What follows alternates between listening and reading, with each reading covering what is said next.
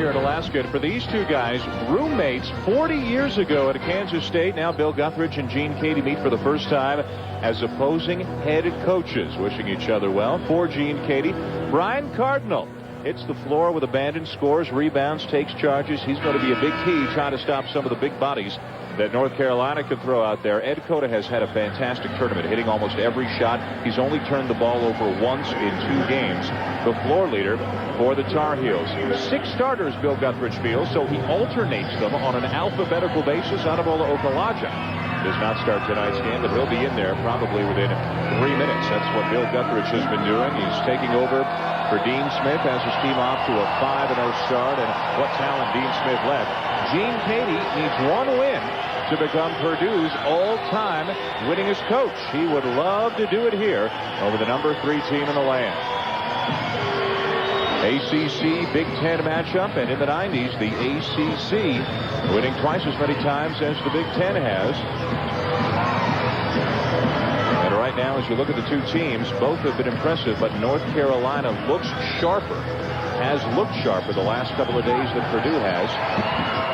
Gene Cady saying his team still has to iron out a few things. Bill Guthridge's team has looked perfect. Right now, we see North Carolina in a man-to-man, as expected. 3-guard offense for Purdue. Cardinal going to work on Jamison. The size mismatch is at the 3 spot of Vince Carter for Carolina and Jerron Tornell for Purdue. Tornell giving up 4 inches. I like the way Purdue is going to their big men up top initially, make them the conduits of the offense. Loose ball comes free. Chad Austin from the corner. And another offensive rebound. Eldridge blocked by Jai, but Purdue's got it back again.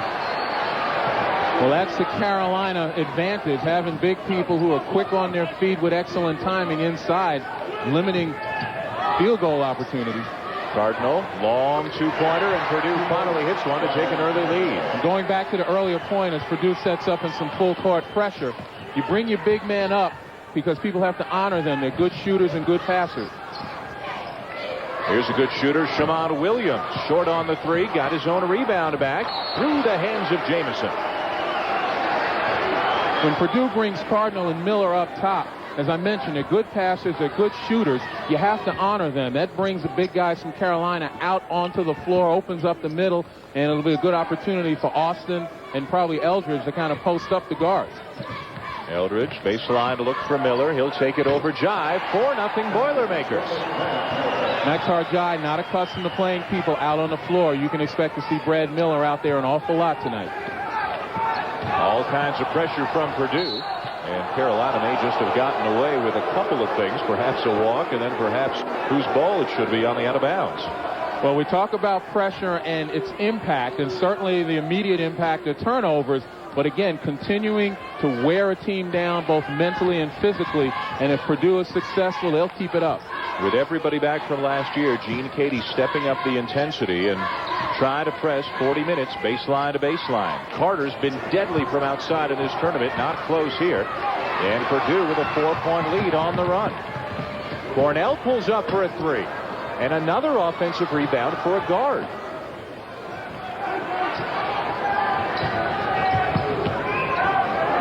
Miller for 3. 7-0 Purdue. Well, when you said they didn't look sharp last night, I'm sure they got the message from Gene Cady. Purdue has come out razor sharp offensively. Cota right to the basket. Jamison in there.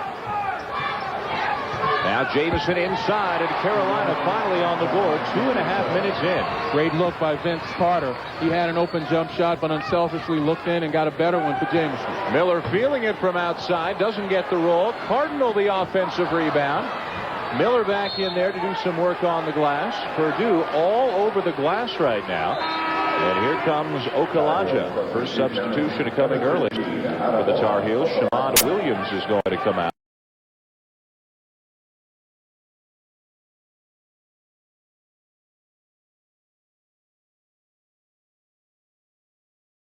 Try and get involved on the offensive side, but missed the acrobatic alley-oop.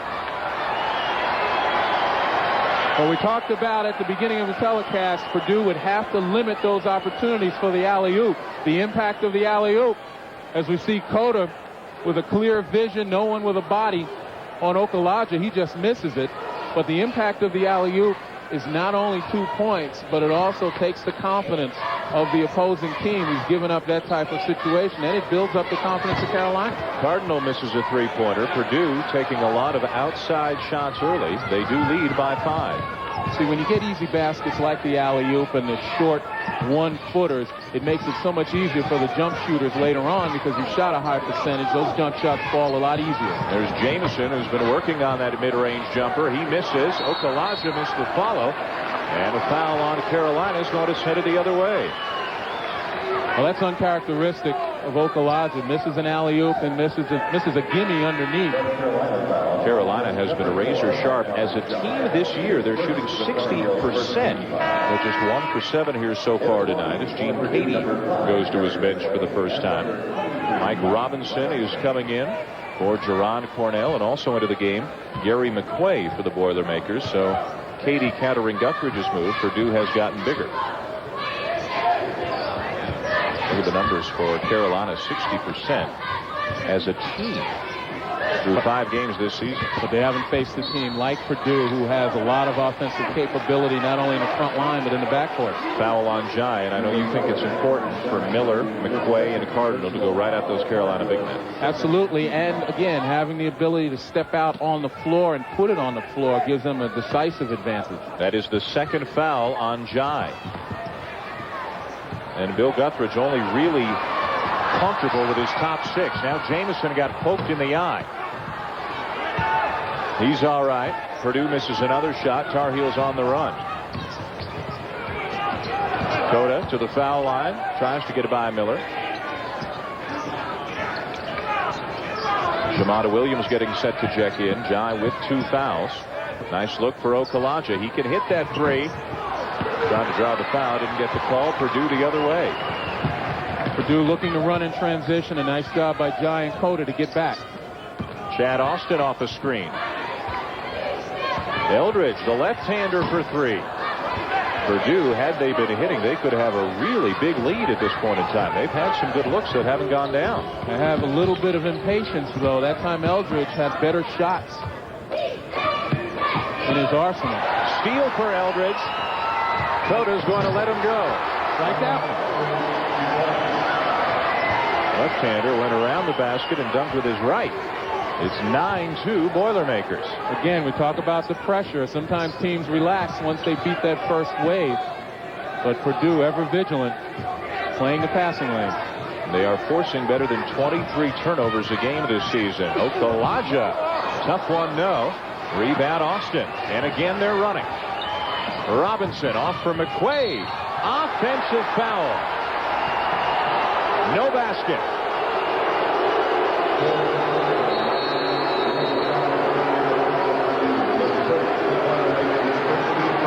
McQuay didn't like it, neither did Katie, but they've got to be pretty happy with the way they've started, leading the Tar Heels by 7. Boilermakers off to a good start, especially on the defensive end. They've already got a 7-point lead on Carolina now. Well, we talked about utilizing the big people for Purdue as conduits. You see Brad Miller on the back pick, moving without the ball. They get the ball outside, and again on a straight feed to him outside, putting it on the floor, forcing Maktar Jai to come out and play him. Miller's a great passer and a great shooter. Jai's got to honor him. Brad Miller off to a good start. The 3-pointer for him, just the 5th of his career at Purdue. But he looked pretty comfortable taking it. Took another one next time down the floor. Well, that plants a mental seed in the mind of Maktar Jai. He can't just sit in the middle of the lane patrolling and looking to block shots. Jai still in the game with the 2 fouls. Shamada Williams in for Vince Carter for the Tar Heels. There's Maktar and a high percentage shot. He has been pretty good offensively in this tournament. A nice interior passing there. Just shows you how talented the Jamisons and the Carters are with their ability to move the ball. Mike Robinson left all alone and missed a 12-footer. Cardinal into the game for Miller for the Boilermakers. Tony Mayfield also into the game for Purdue, a junior college player, point guard. Here's Austin. Robinson Back out, Chad Austin left open for three. He knew it was short right away, but another offensive rebound for the Boilermakers. You didn't figure they would have this much of an advantage. And offensive goaltending on McQuay. Well, McQuay got up there pretty high. Good timing, but the ball seemed to just lay on the rim. He really couldn't help himself. Austin coming out now, and Eldridge back in.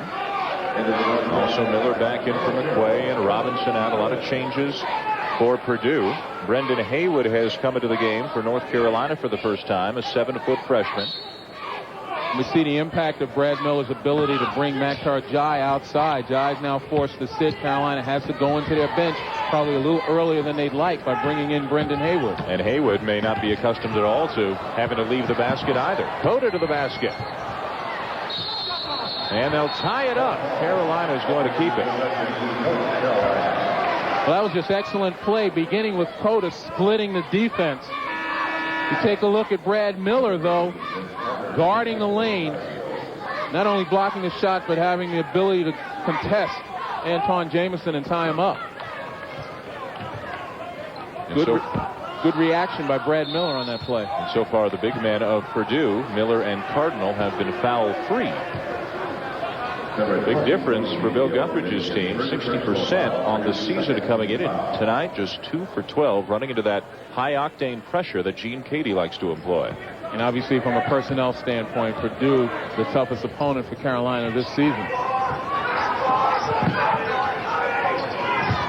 Carter back in. Coda to the bench. Sticky defense played by Purdue. Not an awful lot of daylight for Carolina shooters. Three-pointer short. Jamison with a great rebound over Cardinal and draws the foul. Antawn Jamison showing how he can get up once and then twice quicker than anybody else in college basketball. And Brian Cardinal's got to be careful kicking the ball away. He's frustrated. Good block out by Brad Miller. You see Cardinal had his body between Jamison and the basket, but he didn't do enough to move him off the spot. And Jamison, with that quick leaping ability, long arms, was able to reach over Cardinal and avoid the foul. Quite a night that Jamison had in the semifinal last night against Seton Hall.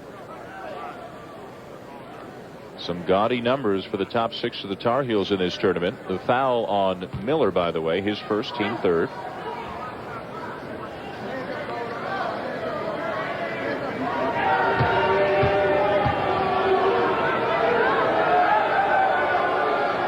Jamison, the Tar Heel, credited with saying it was a shock when Dean Smith announced his retirement. It was like losing our father, but then we got our uncle in Bill Guthridge. All the players so familiar with Guthridge from his years with Dean Smith. And as far as Guthridge goes, he told us a couple of days ago he's trying to have fun, but life one seat over is a little bit different. Well, certainly you have to make all the decisions rather than defer to someone else. And the anonymity that Bill loves so much, well, you can forget about that now, being at the helm of one of the premier programs in college basketball. Carolina crawling back into it. They've scored the last 4 points. 9-6 Purdue in a low-scoring first quarter. Good battle underneath. Okulaja and Brian Cardinal jockeying for position. We said these guys are physical. Miller covered by Haywood. Here comes Eldridge off the screen. Now Miller's going to try another three-pointer. This is not something we have seen from Brad Miller in the first couple of games of this tournament, but he's taken 3 and hit 1. As we've reached a timeout, 2:38 to play, first quarter. Alaska. Gene Cady on the verge of a little Boilermaker history. 1 win away from passing Ward Piggy Lambert for the all-time winningest coach. We ask Cady what it means to him. Well, a lot, because Coach Wooden always talked about how Piggy Lambert was maybe one of the top 5 coaches in the history of the game. So, and as everybody knows, we play a lot more games every year than they used to then, so it took him a little longer to do it. But you know, all you got to do is coach 20 years and win 20 games a year, and it happens. So it's not any big deal. I just want to have our team be great by March. That's my goal. Well, a little easier said than done to win 20 games every year for 20 years, but Gene Cady set to pass Ward Lambert, who coached at Purdue from 1918 to 1946 and coached John Wooden. That was the meaning for the Coach Wooden reference by Cady. Another steal. Miller. Is he going to take it to the basket? Missed it, and Jamison the rebound. Well, Brad Miller missed it because of great hustle by Okulaja. Shamad Williams missing a 3 at the other end. Kept alive by Jai. It's going to belong to Carolina. Good hustle by Jai down in the corner. Cardinal does not like the call. Well, Brian Cardinal doesn't like to be out-hustled on any front. And you take a look here, a nice job by Shammond Williams. Presence of mind, they knock it off of Cardinal. But good hustle by both teams. Good hustle by Carolina to get back and bother Miller on the layup. Purdue missing a lot of shots. They are 4 for 18 right now. Otherwise, they could have a very sizable lead. Well, what's happening with Purdue right now is getting back on offense. Aside from the missed layup or two, they're really more comfortable taking a jump shot as opposed to exploring inside. A little bit earlier, I talked about Alan Eldridge taking a 3 and settling for that rather than exploring more. And Purdue, the whole team right now, seems to be doing that. Here's Steele. Now it's loose on the floor. The Boilermakers have it. Quick hands. That's that pressure we talked about. Go at the Carolina guard. Miller going right to the basket, and the foul is going to go on Makhtar Jai, and that should be his third.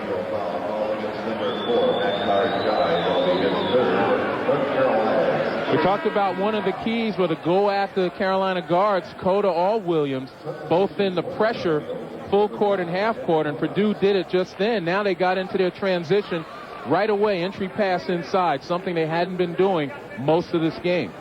And with only 6 experienced players, Jai now comes out. Cota comes back in, but Bill Guthridge is going to have to use his reserves, probably Brendan Haywood, more than he would like.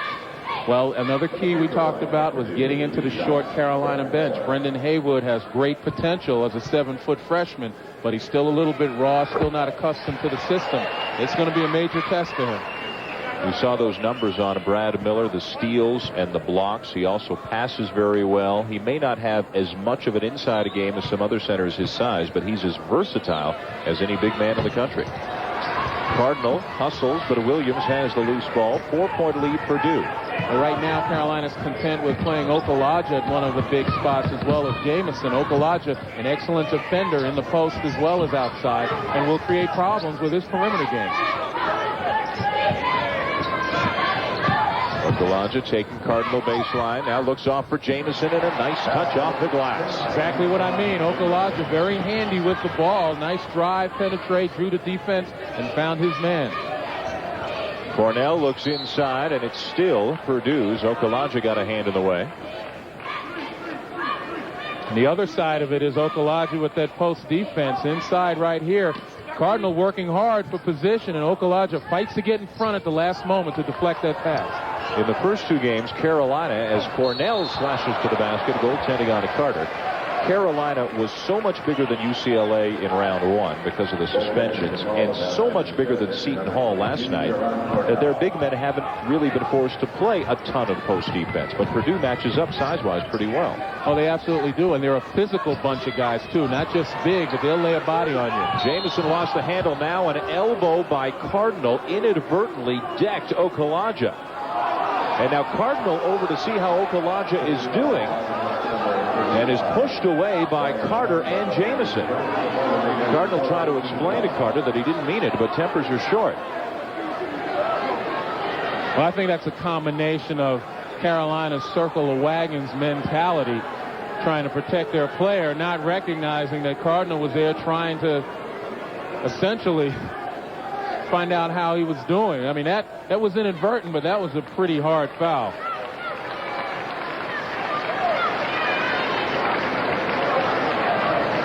Cardinal pleading his case to the official. We see Okulaja moving off. At game speed, it didn't look as bad as it did on that replay. It looked pretty bad on that replay. We take a look here. Cardinal getting the ball.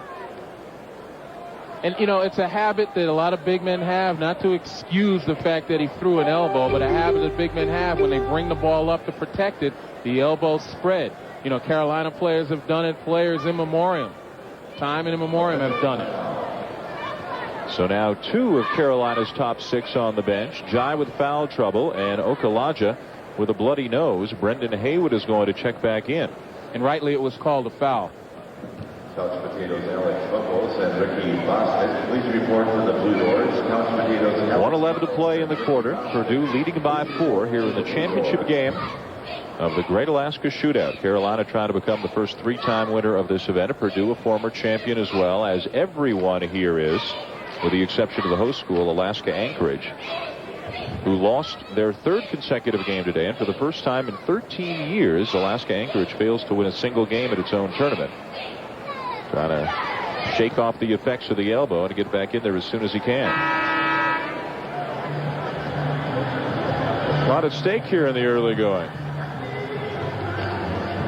Well, Gene, I'm not sure what the argument could be, except that, you know, they're playing it physically on both ends. He might have been arguing that it was inadvertent, and it certainly wasn't swung with any intent.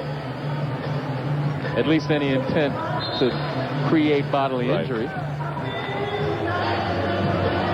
So Okalaja on the bench alongside Jai. Haywood back into the game. Miller, Cardinal, Austin, Eldridge, and Cornell, the starting five, back in there for the Boilermakers. And the fact that it's an underneath out of bounds play, the official didn't think it was done intentionally as well. Otherwise, it would have been free throws. Vince Carter has been very quiet so far tonight for North Carolina after doing just about anything he wanted to do in the first two games. Scoring, rebounding, blocking shots, steals.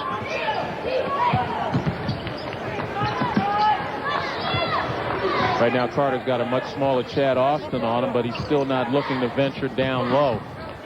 Shamad with a tough one. Will not roll in. Haywood underneath. And they'll tie it up again between the two big men. This time it'll go over to Purdue. Good job by Brendan Haywood moving his feet, getting in offensive rebound position. But instead of grabbing the ball, he attempted to tip it, and that's essentially what gave Brad Miller the opportunity to tie him up. Final minute of the first quarter. Purdue by 4. Eldridge. Underneath, rebound Jamison. Purdue's got ice cold since the first few minutes of this game. Again, it's because of the jump shooting as opposed to exploring down low. Shot clock turned off. 20 seconds to play in the quarter. Carolina running its passing game. What they hope to do, again, is to catch the defense out of position, look for back doors, but they certainly don't intend to fumble it. Now the final shot to the Boilermakers. Chad Austin is going to take it. And the quarter will come to a close on that note. Neither team shooting well at all. High pressure defense by Purdue. A bloody nose for Okalaja. And a lot of intensity on the floor here in the championship game. Of a regional final game from last year. Kansas hoping to avenge the loss to the eventual national champion Arizona club. And then on Wednesday night, you're going to see both of these teams again. North Carolina is going to take on Louisville, and Purdue will get Kentucky in a rematch of last year's grade A. Kentucky beating Purdue a year ago. From Alaska, but North Carolina fans nonetheless. Purdue's got a bunch of fans here as well. They've got a whole section up in the upper deck. And for those fans, they've been able to play their game defensive, workmanlike. This is not a rock concert where everybody gets their licks. That's how Carolina likes to play. Shamada Williams to the basket, cutting the lead to 2. Purdue quickly up the floor. Okalaja back into the game for Carolina. You know, both of these teams with gaudy game scoring averages certainly haven't been accustomed to playing at this particular pace. But again, right now it favors Purdue because they're the guys who have to work to get their shots much more so than Carolina. Lob inside for Miller, and he is fouled. Antoine Jamison does not like it.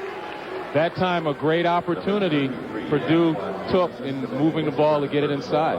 At the other end, their pressure is doing exactly what Gene Cady hoped it would do. And again, it's wearing Carolina down mentally.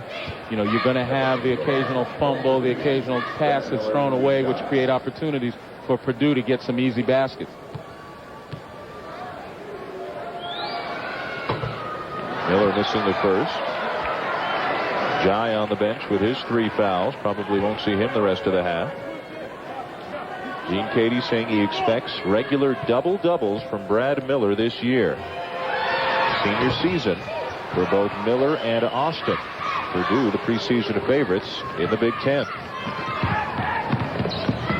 Carolina pushing it up the floor, trailing by 3. Jamison. And it's going to go against the Tar Heels. That was an example of Antoine Jamison doing something that right now he's not accustomed to doing. Putting it on the floor, driving, trying to make the play. You see he gets up and good shape, but he takes off a little awkwardly. 2 dribbles, not really used to putting it on the floor. And that is number 2 on Jamison. He comes out. Chad Austin sitting down. He is playing with a broken nose. It has that mask on to protect it, and obviously took a bit of a shot from Jamison when he took the charge. So Jamison and Austin both coming out. Brad Frederick, a 6'5 junior, a walk-on into the game for Carolina, seeing his first action. He's number 8 in that short rotation. Steal by Tar Heels. Numbers. Cota with Shamon Williams. Pulls up and buries it. Carolina back within 1. That time Carolina changed up the defense, went to a zone, started to trap in the corner. Still in the 2-3 zone with Frederick in the game. Carolina forced to go to that short bench earlier than they'd like to. High post Miller, and he gets the bounce. And with Frederick out there not being able to match up very well, they had to go to the 2-3 zone. Bill Guthridge knows he's going to need more depth than he's got right now once he gets into the ACC part of the schedule. It'll be interesting to see how Purdue plays Frederick if they just leave him and try to help, which McQuaid did, but came a little too late. 1 point a game once again. Pace picking up a little bit here in the second quarter after an extremely low-scoring first 10 minutes. Both of these teams very high-scoring so far this year. Purdue up at 95 and Carolina 89.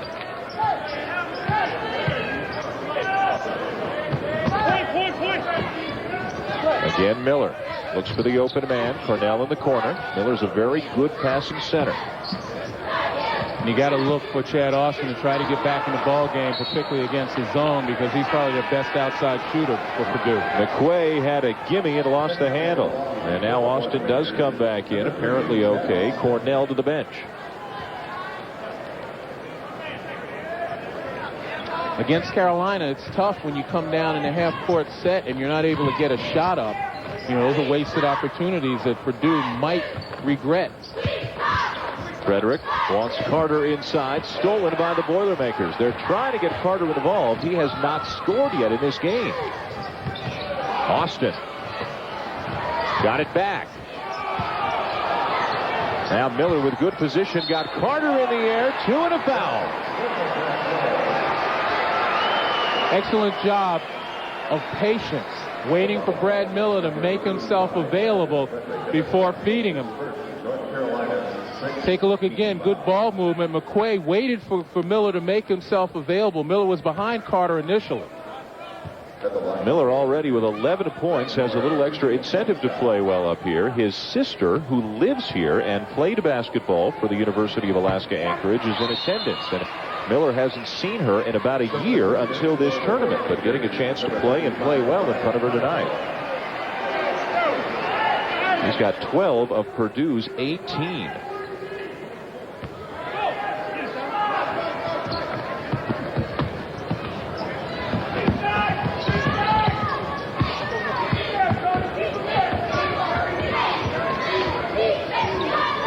Antoine Jamison getting set to come back in for Carolina. He's got 2 fouls. 5-second call on Ed Cota. Again, good defensive pressure by Purdue. Ed Cota was pretty much left out to dry by his offensive teammates, who really had no offensive movement whatsoever. No one attempted to free themselves to be an outlet pass for Cota. He was forced to continue to pat the rock. And look at how many turnovers the Tar Heels have committed already. 10 in just over 13 minutes of play. Now Purdue just about turns it over. Mike Robinson getting back. One of the things that you have to do against the traps, coming to meet the ball, and Robinson did that. That's what enabled him to get the advantage to receive. McQuay traveled as he was trying to go to work on Jamison.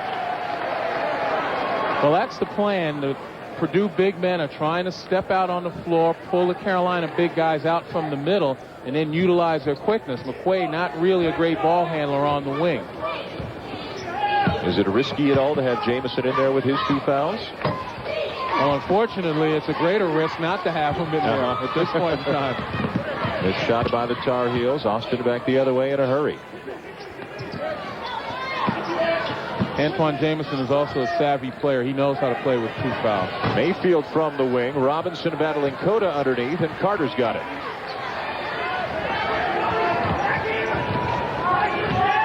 Purdue has just forced Carolina to look like a completely different team than they did the last 2 nights. Well, I'll tell you one thing that's happened. Purdue, as we see Jamison with the easy layup, Purdue has taken away the alley-oops, the ones, as I said, that give you a mental boost if you're on offense for Carolina. You get a couple of those, it makes the jump shots fall easier.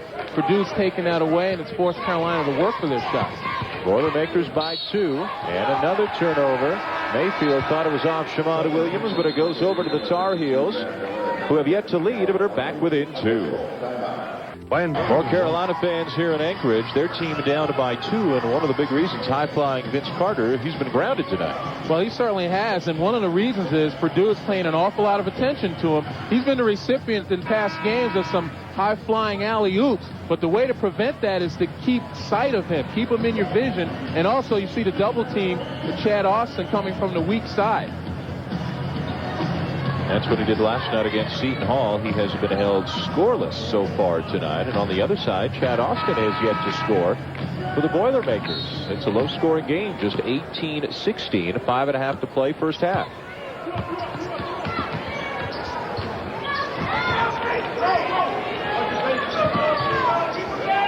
Bakhtar Jai on the bench with 3 fouls for Carolina. Antoine Jamison in the game with 2 fouls. Nobody in trouble for Purdue. Eldridge doing a nice job of making Cota work. Okalaja pulls up. That's a tough one. Rebound Miller.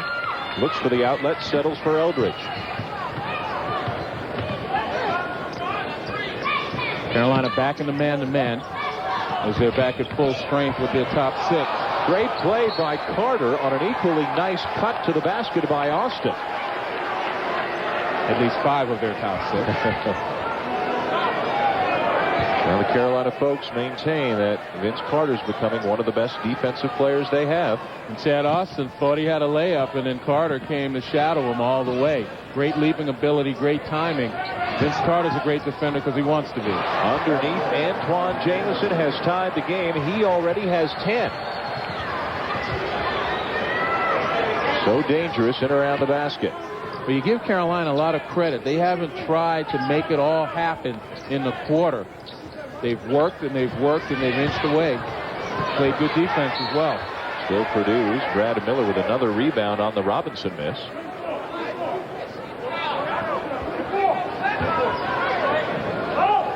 From outside, nobody doing anything. The only 3-pointer of the game belongs to Brad Miller, of all people.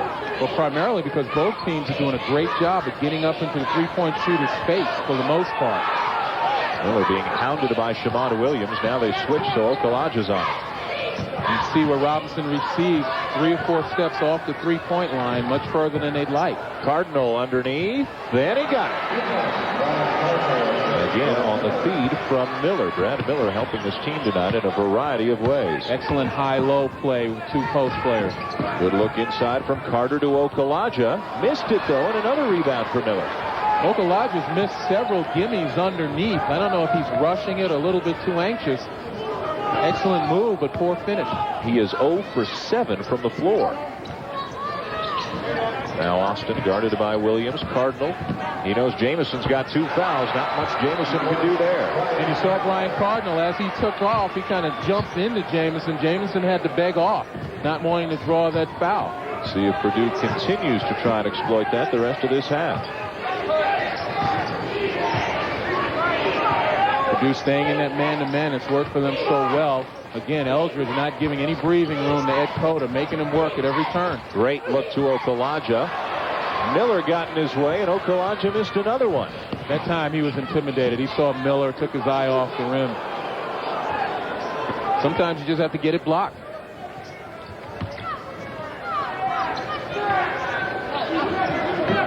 Now Jamison guarding Miller. Miller looks for Eldridge, who went flying as he missed the shot. The Purdue fans not very happy with that turn of events. Okalaja trying to heat up. All the Tar Heels are cold right now. They trail by 4. Purdue has regained the lead on Carolina, and thanks to Brad Miller scoring, rebounding, and now we see some passing as well. Well, certainly when you have 2 competent big men, one who can shoot well from the outside, the high-low situation, one big man up top, another one down on the block, is something that's pretty much a lost art in college basketball. Brad Miller, because he's able to shoot so well outside, he makes that happen, and certainly his passing ability makes things happen. A very good night for both of the big men. Miller getting more involved. Jamison does have 10 points. He's the offensive leader for Carolina, but defensively, Jamison has had to play very differently since picking up his second foul, and now with 2:48 to play in the half, we see a sub from Bill Guthridge, although it's not Jamison coming out. Brendan Haywood has come back into the game for Ed Cota, and a very big lineup for Carolina. It also means that they're a little bit slower. You're going to have some guys who are laying around the block a little bit, although Jamison's still quick around that block area. Williams whips it inside for Jamison. Tough pass. Out of bounds to Purdue. Another turnover. And that was created by Brad Miller's quick hands. He deflected it off of Jamison's hands, who tried to recover.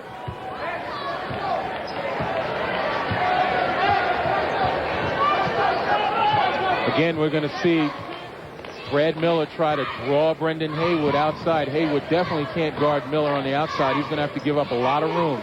That opens up the middle for a possible high-low situation with McQuay. There's Miller outside. And a foul is going to go on Shamon Williams of the Tar Heels. That'll be the 7th for Carolina.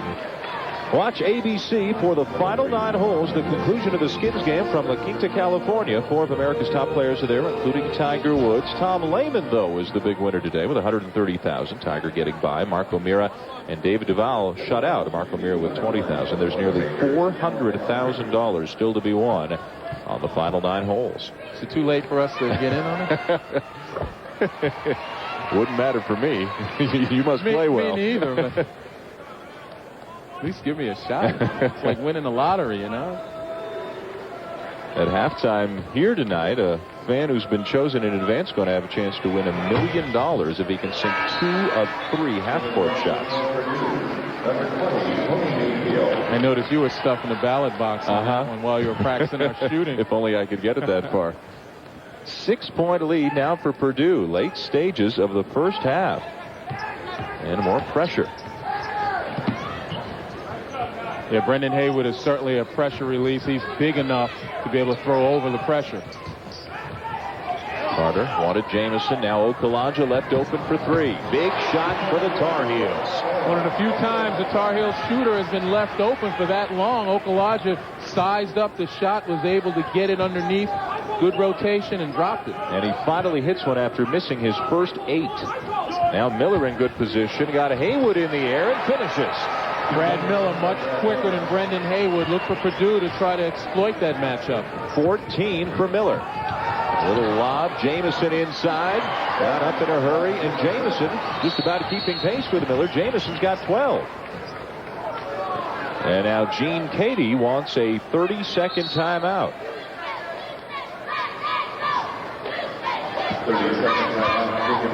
Coming up at halftime, we're going to join the ESPN News Network. Michael Kim and Dave Revson are going to update us on Arizona. They're in action again. Highlights from the Knicks and the Suns. And Georgia Tech facing Louisville. Stay tuned for the highlights of that one.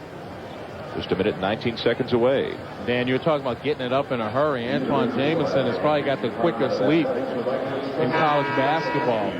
And it's very difficult. It's almost as though he catches and goes up all in one motion. It's difficult to guard that. He's shooting just about 70% from the floor. A lot of them in close like that. He's added the jump shot that he's comfortable with.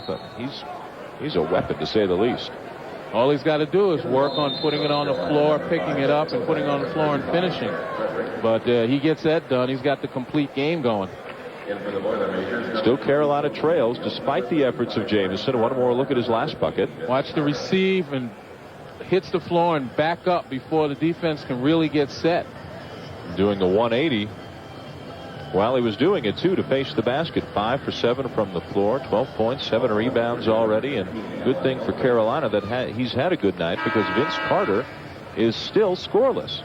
Well, the key to Antoine Jamison's game, aside from the quick approach to the basket, is his footwork. He gets himself in position to go to the basket. You talked about the 180. That's all footwork. He had his feet, the drop step, got his head and shoulders past the defender. He sits now for the final minute and 20 seconds to avoid picking up his third foul. Frederick back in the game and Carolina back in the 2-3 zone. Eldridge with a three-pointer and a 6-point lead for Purdue. Alan Eldridge looking to make Carolina pay for going into that zone. They've got some shooters out there. Cota into traffic, lays it in. Ed Cota continuing to have a dynamite tournament. Ed Cota, zone breaker extraordinaire, but look for him. Cardinal got it. Look for Cota by Brian Cardinal. Look for Cota again to try to take this thing over. Control the ball, find people. Here's another steal. Alan Eldridge. Second time tonight.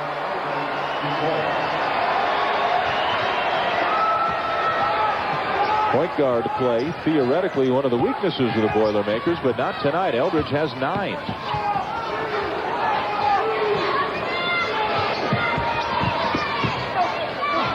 Shamada Williams short with it.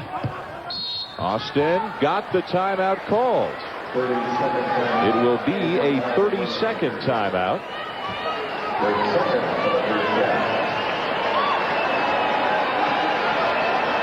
We take a look here. Austin calls the timeout before he breaks the plane, it appears, and the officials gave it to him. There's some question as to whether that would be allowed this year or not, but I'm not really a proponent of calling the timeouts except in crucial situations. Getting the last shot is a crucial situation with 9 seconds left. That's the senior leadership right there, cognizant of the time and the score situation. And already with an 8-point lead in what has to be considered a bit of a surprise here against Carolina, they can pad that lead a little bit. I thought for sure that Carolina would try to keep the ball in Ed Cota's hands. He's much better at creating for Carolina than anybody they have on the floor right now, but they've been content to try to move the ball around. Final shot of the half to the Boilermakers. Austin's going to try and do it himself. He'll have to throw up a prayer from the corner. Wouldn't have counted had it gone. But Purdue smothering Carolina, leading 33-25 at halftime of the championship game in the great Alaska Shootout. Purdue by 8 right now. Stay tuned at halftime. We're going to join the ESPN News Network next. At this time, number 82. ESPN's presentation of NCAA basketball is brought to you by Timex Ironman Triathlon. With all day Indiglo, it takes a licking. ESPN News Network. And a special welcome to those of you watching the North Carolina-Purdue game on ESPN. Along with Dave Repson, I'm Michael Kim. We'll get you back out to Anchorage in a few, but first we'll get you updated on some other highlights and scores. That is exactly what we will do, Michael, and we'll start with more college hoops. Just how good has Kentucky's basketball team been over the years? Well, there are just 7 schools in the country that actually have an active winning streak against the Wildcats. Clemson is one of those schools. They've won 2 straight against UK. Of course, we're hardly talking recent history here. The first game of that streak came in 1979, although Game 2 was last year. Heck, Loyola of Chicago is one of the other teams, and they haven't played the Cats since 1964. This Game 2 of the Premier Classic in Phoenix. Second half, Clemson up by 3, but Wildcats making a run. Jamal McGlure throwing one down. Kentucky down just 1. Clemson up 1. Vincent Witt says, make it 3. He didn't literally say it, but he said it with his actions. Clemson up by 3, but Kentucky comes back. Wildcats by 4, and that's when Wayne Turner cranks it up. He gets the steal and the jam on the other end. Turner finished with 17. Rick Barnes not pleased, but things would get worse for his crew. Kentucky up 5. Scott Padgett to Hishamu Evans. Nice little reverse, and Kentucky gets the win, 76-61. They use a 41-27 second half to blow open what was a 1-point game at the intermission. Clemson shooting just 39% from the field. Louisville battling Georgia Tech in the finals of the Puerto Rico Shootout. That a promotional video for Puerto Rican tourism. This, the actual game. That's Matt Harpring. He hits the 3, finished with 18. Tech up by 2. Third quarter, we're even at 45. Michael Maddox for 3. He was 2 of 3 from behind the arc. Bobby Kremen's club in front by 3. Fourth quarter, Tech up by 3. Off the break, it's Deion Glover, the freshman. He finished with 18. And Georgia Tech, the Yellow Jackets, pulling off the upset, 73-69. Matt Harpring named the tourney MVP after finishing with a game-high 18. The Cardinals were the only ranked team in the tournament. Top-ranked Arizona looking to bounce back from its first loss of the year, hosting North Carolina Asheville, and they win easily in this one, 97-69 in their first game since losing to Duke over in Hawaii. The Wildcats led it by 18 at the half. They got 20 from Michael Dickerson, shooting 58% from the field. Arizona now has won 146 of its last 156 games at the McHale Center. To the NBA. Back on November 6th, the Knicks absolutely scorched the Suns 105-75. But lately, the Suns are playing like a different team. They've won 7 of their last 8 games and can match the second-best start in franchise history and avenge their worst loss of the season with a win tonight in New York. As Ricardo Montalban said so eloquently in Star Trek, The Wrath of Khan, revenge is a dish best served cold.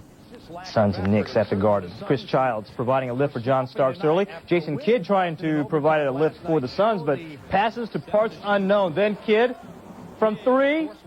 The air ball. Childs ahead for Starks. The easy 2. 22 for Starks.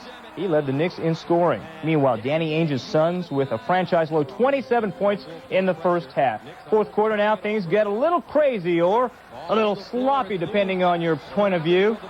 The ball finally makes its way to Steve Nash, who rifles the pass down low for Cedric Ceballos. The two-fisted finish.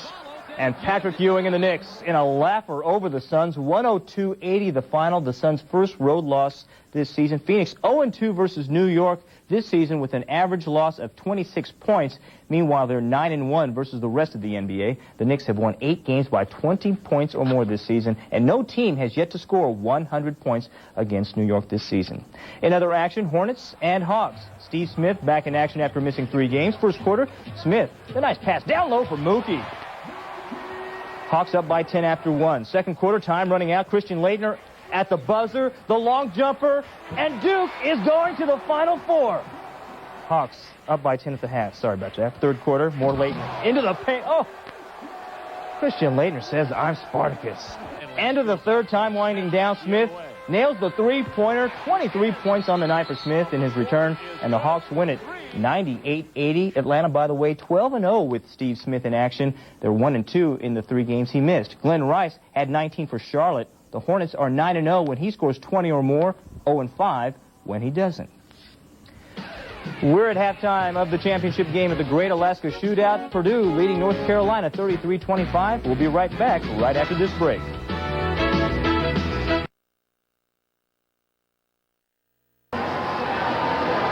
Back here in Alaska, Purdue leading North Carolina by 8. We talked off the top of the show, Len, about could the Boilermakers use their pressure to shut down that potent Carolina offense, and they've done it in the first half. Well, they certainly have. They've used a variety of presses, but most importantly, the pressure and great anticipation in the passing lanes by Purdue has led to 12 Carolina turnovers. You see a nice job by Allen Eldridge anticipating the pass back to the top.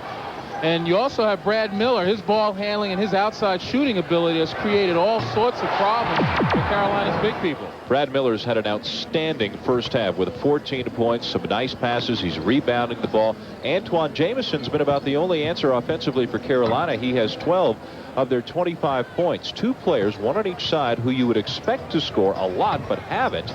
Chad Austin for Purdue and Vince Carter for Carolina. Carter averages 16.5. Austin nearly 20. Neither one has scored. Well, Purdue has done a great job of limiting inside opportunities, and Carter has been non-existent with that alley-oop. Chad Austin, he's gotten the shots, hasn't been able to put them down, but he has still done an excellent job defensively. Can Carolina find some new answers offensively here in the second half as they try to beat Purdue for the title here in Alaska? We'll tip off the second half when we return.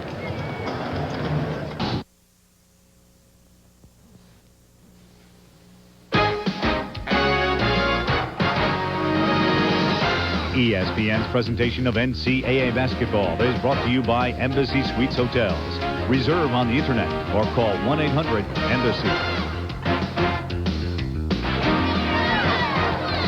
Welcome back. Dan Schulman and Len Elmore with you at Anchorage for the second half now of the championship game of the 20th annual Great Alaska Shootout. Purdue leading by 8 at the half, and in recent years when they have led at the half, they've gone on to win. 58 of the last 59 times they've led at the half. they've won. But you know, at some point, Len, there's going to be a Carolina charge, and Vince Carter will be involved. Just 37% for the Tar Heels in the first half. Came into the game shooting 60% on the season, and turnovers a dozen. Well, certainly points off turnovers greatly working to the favor of Purdue. And the inside points, surprisingly, Carolina has been limited, and Purdue has taken some advantage, something that they normally get anyway. Carolina had better than 70 points in the paint against Seton Hall last night, but nowhere near that success against a bigger and deeper Purdue team here. Miller going right to work, and he drops it in. Brad Miller now with 16. And Mokhtar Jai playing a little tentatively defensively, obviously because of the foul problems that he's had. He had 3 quick ones, played only 7 minutes in the first half. As was the case at the beginning of the game, Okalaja starts the second half on the bench. Carter with a tough catch. Now wide open, Shamon Williams. Jamison the follow. Got it again. Can't say enough, not only about his quick step to the basket, but also his hands. Excellent grab in a crowd. Already 14 points and 9 rebounds for Antoine Jamison. Miller, nice look out for Cardinal. Eldridge goes right by Carter. Tough shot on the baseline, way off, but Miller there to put it back in. And that time, Jai pointing towards Eldridge, who looked like he was going to penetrate, just left Brad Miller. 10-point lead Purdue, 18 for Miller. Cota left hand. And Miller and Cornell battling one another, knocked it out of bounds. Take a look at Purdue's pressure, the deflections, the steals. As we mentioned, they result in the points off turnovers after you force it. You know, that's something that wears on a team, and as time goes on, Carolina with that short bench, you're going to see them kind of tire even mentally and make some errors that they normally wouldn't. Shamon Williams misses another 3, and now Jai is fouled by Miller. It'll be Miller's second. They could have used Shamon Williams heating up from the outside. Well, the sleeping giant at this point, obviously not intentionally, but because of fouls, may have awakened. Jai may decide that, you know, despite the fouls that I have, I'm going to have to go and have some impact for the time that I'm involved. He's had a couple of good games here with 12 points, a career high in one of them. Just 2 tonight because he was hardly on the floor in the first half.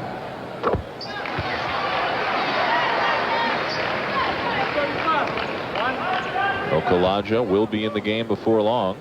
Bloody nose back in the first half when he took an elbow from Brian Cardinal.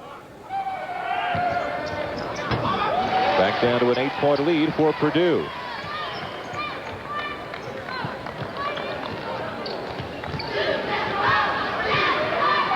At no point in this game have the Tar Heels led. Eldridge. Screen by Cardinal. Eldridge the 3. This is the biggest lead of the night for Purdue. Again, Purdue staying with the pressure, knowing how it wears a team down. Carolina breaking it as well as they have all night. Cota on the finish. The best way to get them out of the pressure is to convert on the other end with easy opportunities. Cardinal with good position on Jamison. Left it short. Rebound Jai. Cardinal did a great job to plant himself 3 feet from the basket, but couldn't hit the turnaround. Had to fade away. Jai in full extension is very difficult to shoot over, even if you are 6'9". Williams with a nice move, left hand.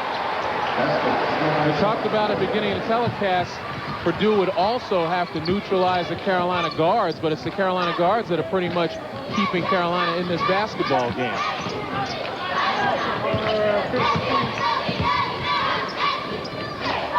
Cornell launches. Miller tips it. Cornell, and back to Miller again. Another second opportunity. Chad Austin. And Miller, another rebound underneath, and 2 more points. Brad Miller's got 20. Great recognition by the big man. Recognized that Austin was going to take the shot, and rather than stand around, went right to the weak side board. Brad Miller stepping up his game. Shamon Williams finally hits a 3-pointer. And finally gets an open look in the half-court set. Cardinal and Austin quickly down the floor at the other end to make Carolina pay. And that's got to be frustrating. You come down, you make a good play offensively, and right away, 2 quick passes, the other team gets a layup. You know, if Carolina's going to shave this deficit, they're going to have to do it on the defensive end. Multiple substitutions coming for both teams. Shamond Williams again in traffic, and now Shamond is heating up.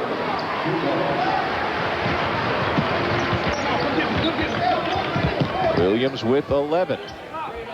Still waiting for Vince Carter to get going. Cardinal with a tough turnaround. Both teams finding some offense now. Purdue by 8.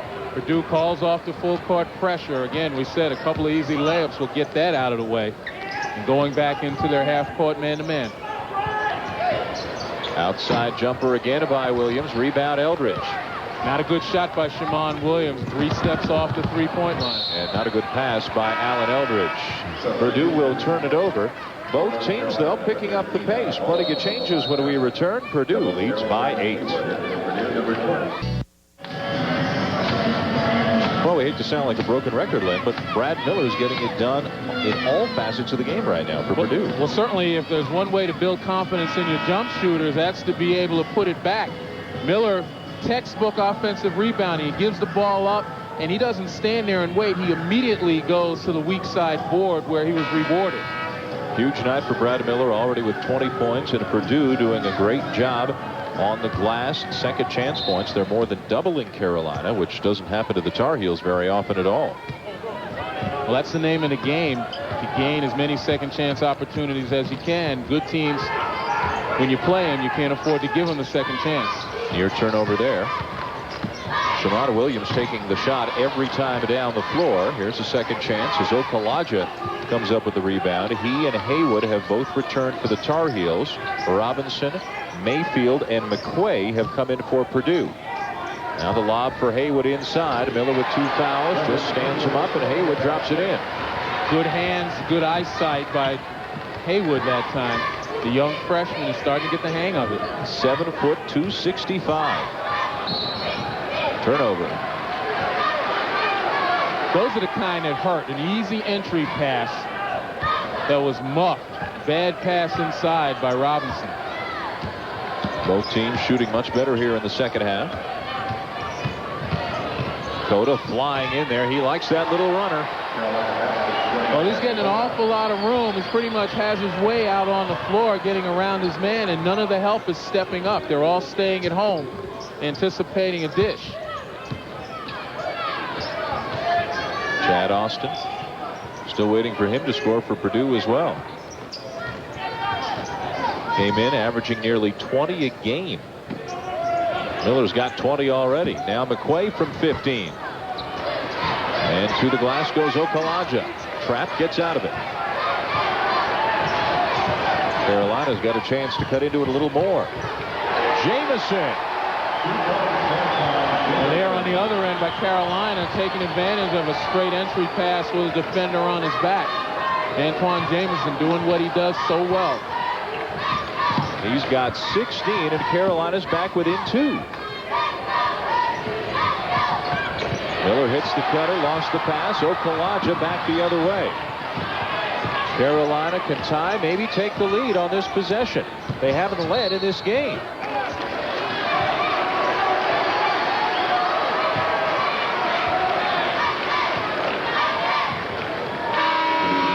Talk about the straight entry passes inside. McQuay on Jamison's back. That's a no-no. If Jamison has you locked on the block, you might as well wave the red flag in his face because he's going to wind up taking you. What a huge night for him. He's near a double-double already. Vince Carter back in for the Tar Heels. Cornell's come back in along with Cardinal for Purdue. Brad Miller's gone to the bench.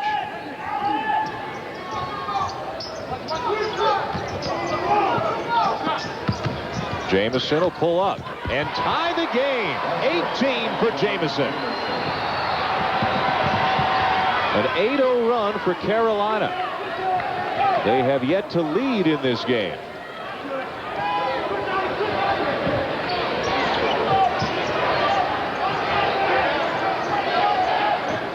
Now it's Purdue who needs a spark.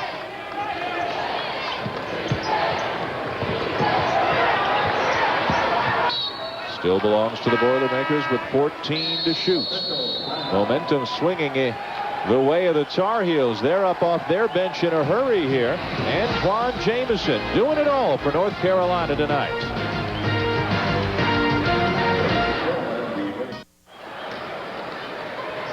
Antoine Jameson carrying the load for the Tar Heels, hitting a shot to tie that last year he might not even take.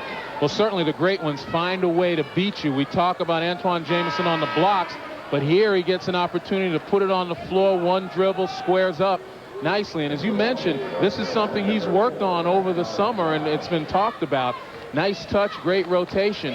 And this is a guy showing his Player of the Year package right now. Carolina tied with Purdue at 46. Late stages in the third quarter. Brad Miller on the bench has 20 for the Boilermakers. Jameson has 18 for North Carolina.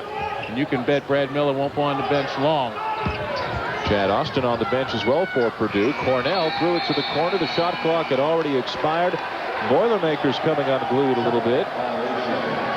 Well, right now they need some leadership. Somebody is going to have to come out, settle that team down, particularly on the offensive end. Defensively, it's a question of keeping Ed Cota in check. He's created all sorts of havoc with his ability to penetrate.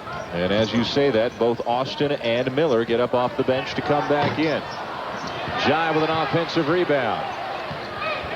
Cota has the pass knocked away.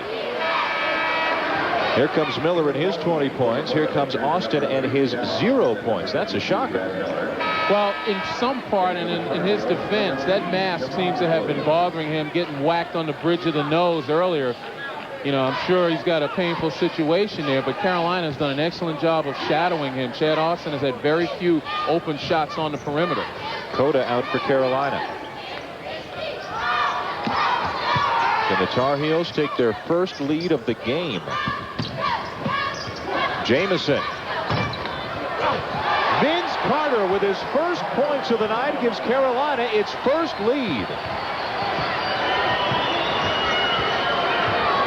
2-3 zone now. Carolina's gotten the lead.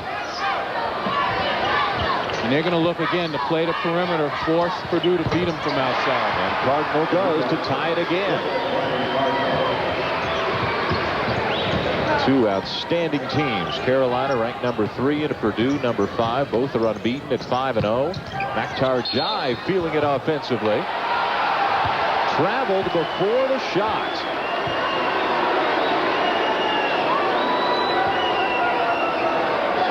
But when you can't get them to fall, the best way to get them is to get close as you can.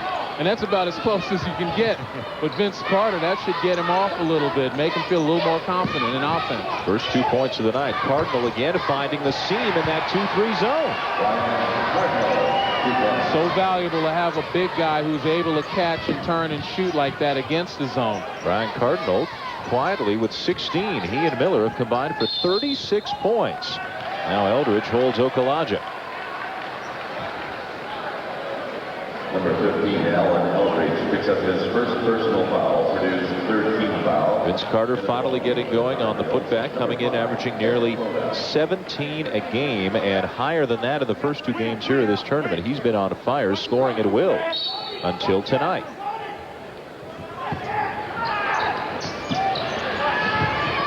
The important thing, though, with Vince Carter is that instead of going out forcing things, he's playing within the Carolina offensive system, helping guys get better, finding people as well. Jai, tough one that falls, tied again. Boy, I'm impressed more and more every day with Makhtar Jai's ability to go to the basket. Something that I've never seen him do in a couple of years that I've seen him play. 30 seconds left in the quarter. Trying to get Austin free.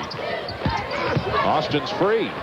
And he finally has his first 2 points of the night. Miller couldn't keep it inbounds. He made a great play to get there, but he couldn't fire it back in before he left. Like a wide receiver trying to keep his feet in bounds. Couldn't keep the handle and keep his feet at the same time. Same thing with Chad Austin. We talked about getting in close with Vince Carter. Chad Austin finding that the little 10-footer might be the one that gets him off as well. He's had to work for everything tonight. Purdue by 2. Final possession of the quarter to Carolina. Jameson back into the game for Jai. Coda, tough one. Cardinal and Miller underneath, and Jamison picked up the foul. That'll be number 3 on Antoine Jamison. Tough play for Jamison, particularly when you know it's the last shot. You're trying to get the offensive rebound, but it's the end of the third quarter. Recognizing that you have 2 fouls, he might have been better off just letting this one go. Purdue goes for the home run. Eldridge, they've got plenty of time and an open man. Austin underneath. What a play by the Boilermakers. They hit the home run at the buzzer. Chad Austin with 4 points right at the end of this third quarter. And Purdue heads to the fourth quarter leading by 4 on Carolina. Give a lot of credit, too, to Eldridge for sensing the clock and finding the open man. Chad Austin's involved, and Purdue leads Carolina by 4 with 10 minutes to play. We've got a great one here for the championship in Alaska.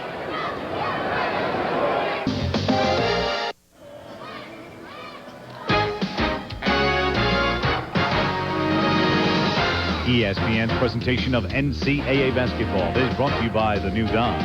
It's about change. And by the Canon Optura digital camcorder, leader of the new world. It is a great treat for all of us to be here in Alaska for the shootout, in part because of how much Anchorage and all of Alaska embraces this tournament. They love getting schools the caliber of Purdue and Carolina up here, and they're getting their money's worth tonight. Well, absolutely. This is a big game. This is a close game, and in every big, close game, there's always a turning point where one team takes off on a great play. This might be it. Eldridge, presence of mind as he's falling out of bounds to find Chad Austin. Austin pumped up after a scoreless 28 minutes of this game. He's got 4 points at the end of the third quarter. Brad Miller with 20 points. Chad Austin just now getting going. Carolina got a Vince Carter involved. He got a putback for his first 2. Jamison's been the big story offensively for the Tar Heels. No real foul trouble. Jai and Jamison have 3 for Carolina. Nobody close to that for Purdue. Crowd wanted to walk on Shamad Williams. Carolina just out of sync for much of this game offensively, although in the third quarter they did pick it up a lot. Now the foul is going to go on Austin. Well, the reason for Carolina being out of sync has to be that sticky Purdue defense. They've taken away a lot of the things Carolina likes to do, including the alley-oop, and it's forced them to go to their guards for an awful lot of offense, which Coda and Shamad Williams have delivered. You know, whenever you talk about the top programs, the top players, the top coaches, somehow Purdue always gets left off that list. You hear about Carter and Jamison and Carolina, but Gene Cady does a tremendous job. Okalaja missing. Miller another rebound. He's got the best team in the Big Ten. He's got a top 5 team in the country. He's got a club that can beat anybody. Well, we talked about this at the beginning of the shootout. Purdue doesn't stick out as one of those gaudy teams with superlative players, but they play together well and they play hard. Eldridge drops it in. There's no question coming up here. The 2 schools that generated the most interest locally were North Carolina and UCLA, but it's clear that Purdue's as good as anybody here. Absolutely, and it's the formula for success, that hard work, that good defense and teamwork. Okalaja passed up the 3, now finds Coda. Coda inside again. He does that so well. If you let Ed Coda get in the paint, he's got an awful lot of options. Austin, 3-pointer. Long rebound. Mayfield's there for the Boilermakers. It's a good chance for them to get it back outside and reset. Got to get their big people back involved, Purdue. That's the momentum breaker. Okalaja caught between Austin and Miller. Does he get out on Austin, or does he help out doubling on Miller? Meanwhile, Alan Eldridge is having the game of his life. He's got 16 points.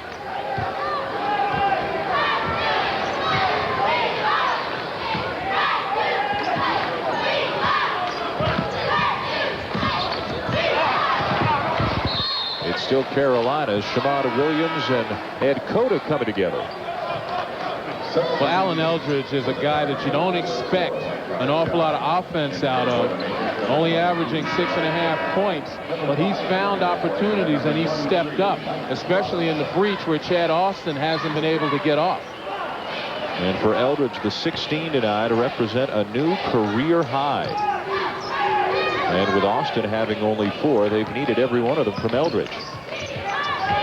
He's gone to the bench. Mike Robinson back in. McQuay in for Cardinal as well. Jamison inside, triple teamed and scores. Well, that time Brad Miller was out contesting Maktar Jai's pass way out on the floor. You know, I think he might be better served stepping back in the middle and helping out on Antoine Jamison. One-on-one with Jamison, you're going to lose. Miller squares up. Now off to McQuay. Plenty of time to shoot. Purdue by 4. So many touches for Miller every time down the floor. He's their best passer. He certainly has the ability to shoot outside. Missed it. Got it back. Up again. Got it. And he's fouled. Brad Miller having the game of his life as well. But then yesterday we talked about Brad Miller not finishing strongly against UMass. But today, I think he got the message. Second chance opportunity, going up strong, using his wide, broad shoulders very well. Another look at it here. He misses, but continues to go after it. Again, blocks Jai off with that shoulder. Jai his 4th. Miller with 22. And 9 rebounds and 6 assists. And there's big sister Renee, the former player here at Alaska Anchorage who still lives here in Anchorage, and she's having as much fun as anybody in the building. Little brother's got 23. Jai to the bench with his 4th. Miller gets a rest. Purdue by 7.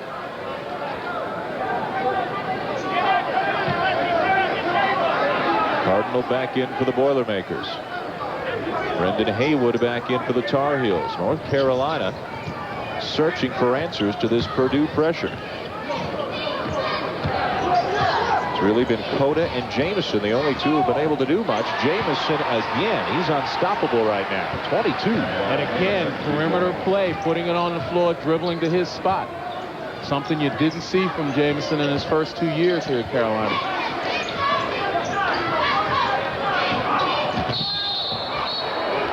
Call's going to go against Shamad Williams, and it's the only surprise is that it took us until the 4th quarter to see Brian Cardinal laid out on the floor. Well, he picks his spots, but Brian Cardinal's as good as anyone in drawing the officials' attention to the contact. Take a look here on the pick. And see, it's a dead giveaway when that head snaps back before a guy falls. And, you know, I'm really surprised. But, hey, like I said before, he does what it takes. Missed by Purdue. Cota, nice push ahead to Shamond Williams.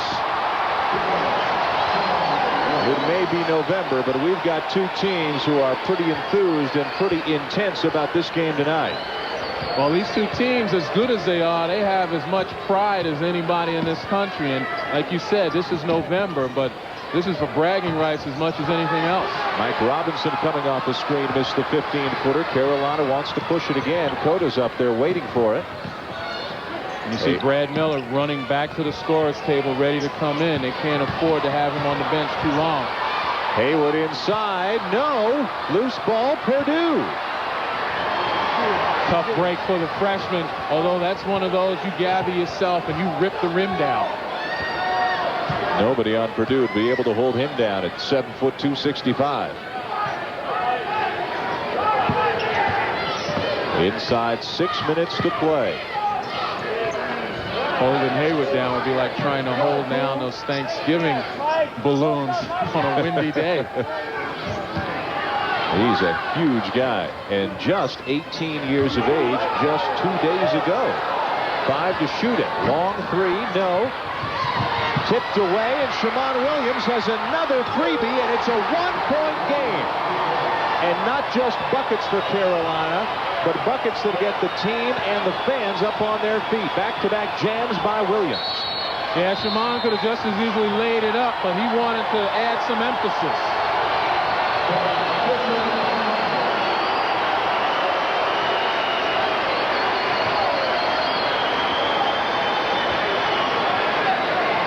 Fans on their feet as Purdue takes a timeout. Their lead is down to 1. Shamon Williams, with a couple of jams, has brought the Tar Heels back within 1 point. There's There's the momentum. There's the run by Carolina. Gene Cady couldn't get Brandon Miller into the game quickly enough. Shamon Williams has brought the Tar Heels almost all the way back. That's fully clean. Carolina back within one of Vince Carter not scoring, but helping out the Carolina cause in other ways. Absolutely. Games like this come down to that extra effort. And you watch Vince Carter diving on the floor, kicking the ball or pushing the ball out front to Shamon Williams. You know, without that effort, without putting his body on the line, Shamon Williams doesn't get that layup, and Purdue probably has possession. Back-to-back dunks for Williams. Carolina within one. Brad Miller back into the game for Purdue.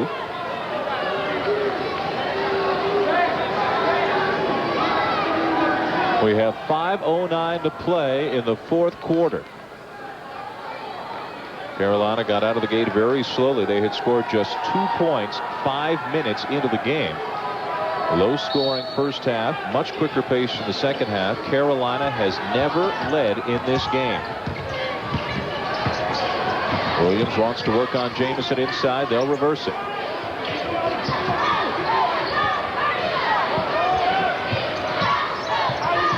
Cornell. Carolina's ball. Good work by Shamon Williams at the defensive end. Excellent hustle by Williams. Purdue, though, getting a little careless with the ball. They've got to start running stuff that goes to their strength, and that's Brad Miller. Now a turnover by Carolina. Cota just led Williams a little bit too far. Much better shooting in the second half. Both teams, last time down the floor for each, though, costly turnovers.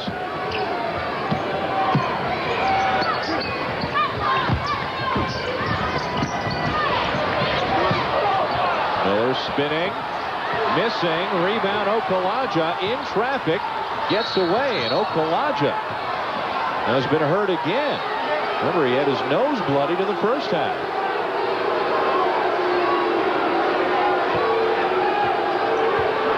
See Miller with the spin inside. Okulaja grabbing the rebound, and Brian Cardinal just doesn't know when to quit. Okulaja winding up with a headache #1. Been a tough night for him. I wouldn't think Brian Cardinal is the most popular guy among opponents at the end of the night. But they know he's there. They won't forget him. Carter, top one. Carolina leads.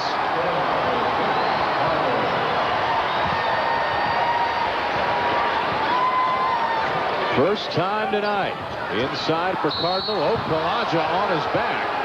And remember, words exchanged in the first half after the Cardinal elbow sent Okulaja to the bench.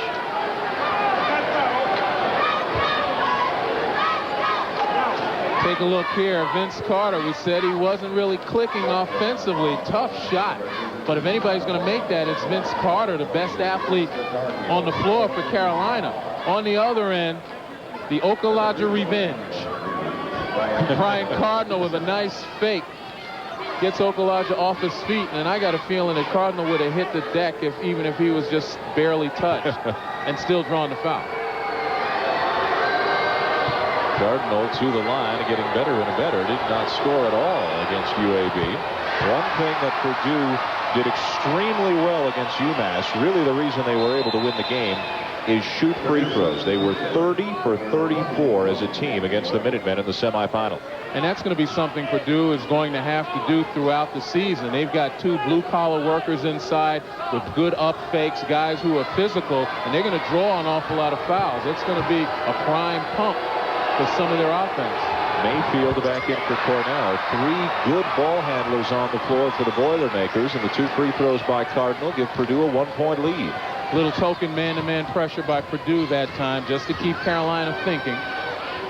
It's Chad Austin being entrusted with the job of covering Carter. Here's Carter outside. Miller guarding Jamison. Cota slashing to the bucket.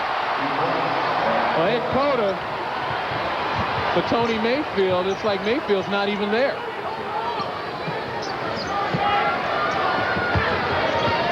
Cardinal will take it. Rebound Austin. His offensive rebounds have been key for Purdue tonight. Austin for the lead. Rebound Carter. Nobody underneath the basket that time. I've seen Chad Austin play a lot in the last year or so, and one thing I've noticed, his jump shot is flat.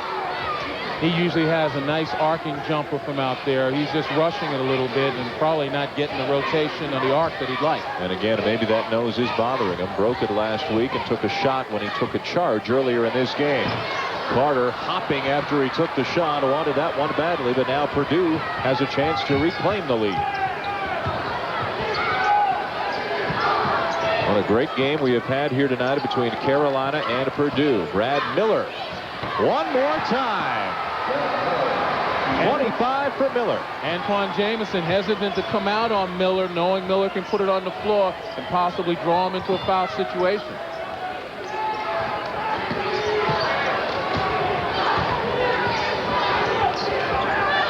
Look at the fight inside. Miller fighting to get in front. NBA distance three-pointer, Shammond Williams. He's got 18 all of a sudden.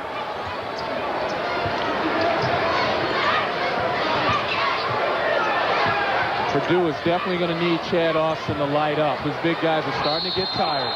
And a foul called on Okalaja, who thought he'd gotten it clean and also thought Miller had traveled on the spin. You could see down low with the picks across and the exchanges as we see Brad Miller ultimately set up and go inside. But both Miller and Cardinal are pretty much winded. You can see Cardinal grabbing on his shorts right now. You know, it's taken a lot out of them to try to play the big men for Carolina. And down the stretch, you're definitely going to need Chad Austin's offense because these two guys might be spent. There is a full timeout coming at the next stoppage. As Miller hits the first, he's a good free throw shooter. If he makes this one, he'll tie the game and give himself a rest for a minute. Well, if he knows that, it might give him some incentive, as if he needed some. What a night he is having. Got them both. He's got 27. Career high is 31. Gene Cady, senior, is keeping him in. Who's going to win the title? Carolina for the third time or Purdue for the second? What a big night for the big men, especially Brad Miller. You can see the assists as well, but without Jamison or Miller, each of their teams would be in trouble because Vince Carter's been held in check. Chad Austin has been held in check. These guys are carrying them. Well, they're certainly doing what they're supposed to do. They're the focal points of both teams. Gene Cady talked about expecting a double-double from Brad Miller every night. You know, it's quite an accomplishment to get one of those against a team of the caliber of North Carolina. And Antoine Jamison, what can you say? Big basket after big basket, and he's done it pretty much without the help of his running buddy, Vince Carter. Just a minute 40 to play. In the last 3 minutes, there have been 2 ties and 5 lead changes in this game, and it's tied right now. Carolina looking to explore the defense, see what it gives them. Williams wants the three, and he buries another one. Back-to-back threes by Shammond Williams. Let me take that back. It's not see what they give him, see what they can take. And Shammond Williams has pretty much been seizing the opportunity. He is on fire in the second half.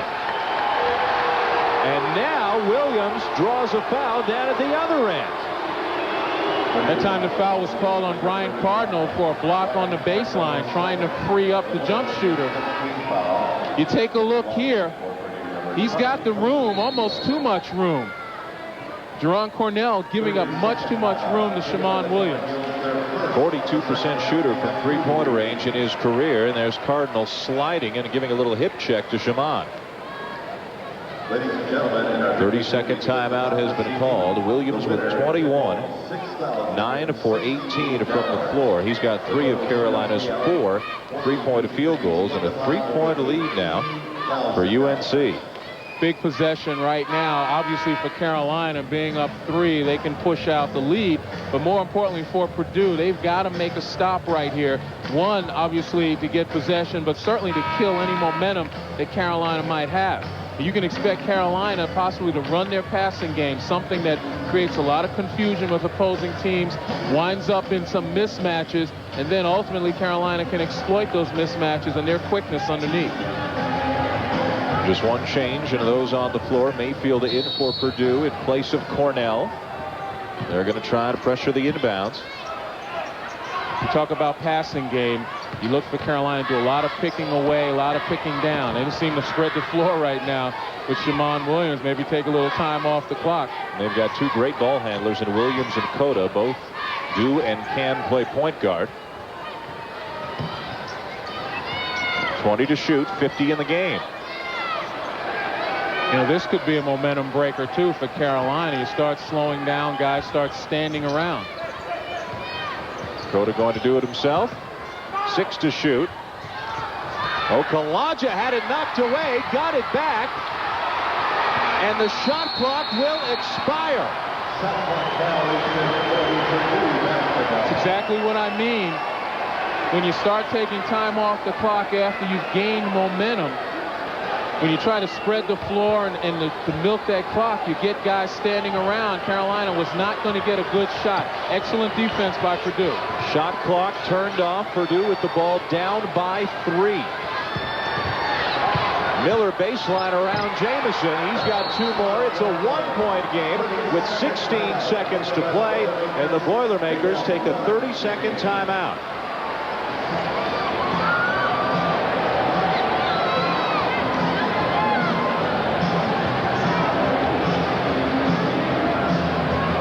Brad Miller now with 29.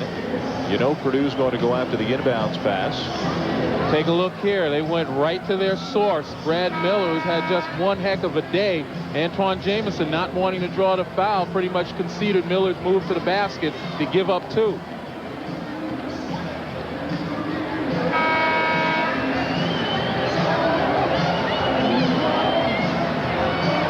What a game it has been between Purdue and North Carolina. Purdue leading by as many as 11 early, now down by 1. Boilermakers have 1:30 remaining, Carolina 2. Both teams under the limit right now. Carolina gets it into the hands of Carter. And a foul coming. Shammond Williams is hit. He almost got that ball away before the foul. Down to 10 seconds. 6 seconds came off the clock. And remember, that's just the 6th foul on Purdue. They've got to do it one more time to send the Tar Heels to the line. Precious seconds ticking away. Jamison, and Eldridge wraps him up, and an intentional is called.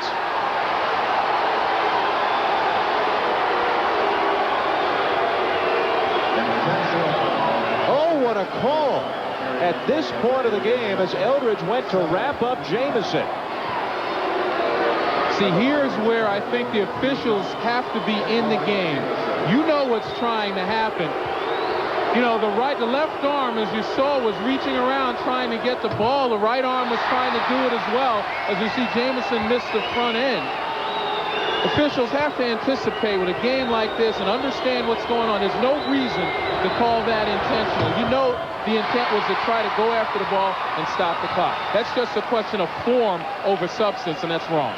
1 of 2 for Jamison, a 2-point game, and now Purdue will have to foul again. Okalaja's going to run a couple of seconds off the clock. Now Eldridge fouls Williams down to 7 seconds, and if Shammond can hit both, it's a 2-possession game. Now, what was the difference between that foul, knowing that you're going after it, didn't even go for the ball, just grabbed the shirt, as opposed to the last one? You take a look here, the same thing. You reach out, he grabbed his arm. Pretty much the same play on that end, but the officials were attuned to the fact that this is what's necessary for Purdue to stop the clock.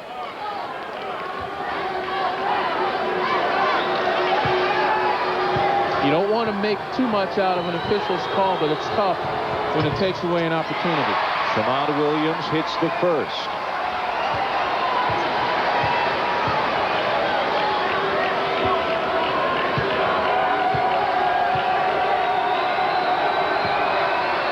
Four-point lead.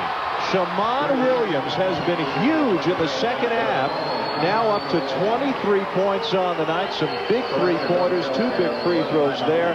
It's a 4-point lead, and how pivotal that intentional foul call turns out to be.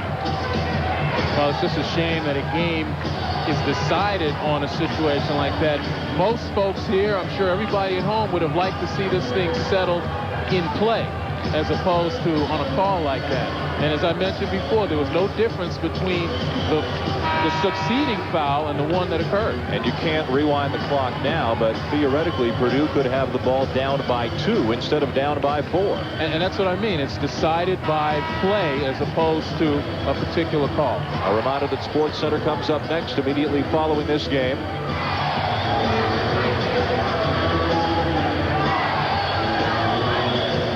They're down 4 with just 7 seconds to play. Miller's going to throw the baseball pass, and Cornell did a great job to keep it in, but into the hands of Carter, and North Carolina's going to remain perfect in Alaska, winning the Great Alaska Shootout for the 3rd time in 3 trips. Antoine Jameson and Shamon Williams with huge nights as Bill Guthridge defeats Gene Cady in a terrific basketball game here tonight. Absolutely. Great defensive play by both teams. They went to their strengths. They were able to capitalize. You know, they lost their services pretty much offensively. Vince Carter, Carolina did. Purdue without Chad Austin, but people stepped up. But certainly guys like Antoine Jameson proved why he's a Player of the Year candidate. And Antoine Jameson has just been named the most outstanding player of the Great Alaska Shootout. What a great night he had. He had 20 or more points, Len, in all 3 games. Well, I think on the other side, Purdue, they're going to go back, look at this film, and say, hey, we're a lot further along than Gene Cady thought we were. You got to give them an awful lot of credit. Again, they hung in there. Carolina 73, Purdue 69. Carolina never led in this game until the 4th quarter. They trailed by as many as 11, but what a trip up here to Alaska as the Tar Heels beat UCLA, Seton Hall, and Purdue in succession to win the 20th annual Great Alaska Shootout Championship. Final score, Carolina 73, Purdue 69. Sports Center is coming up next. This has been a presentation of ESPN, the worldwide leader in sports. Carolina wins. Sports Center is...